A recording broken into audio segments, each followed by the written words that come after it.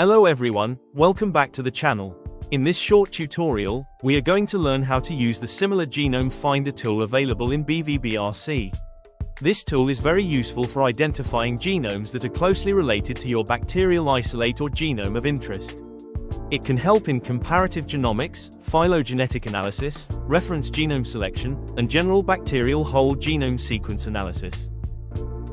Now, let's log into BV-BRC using your registered account. Under the Tools and Services tab, navigate to the Similar Genome Finder option. If you have already performed comprehensive genome analysis, enter the bacterial genome name in the search box.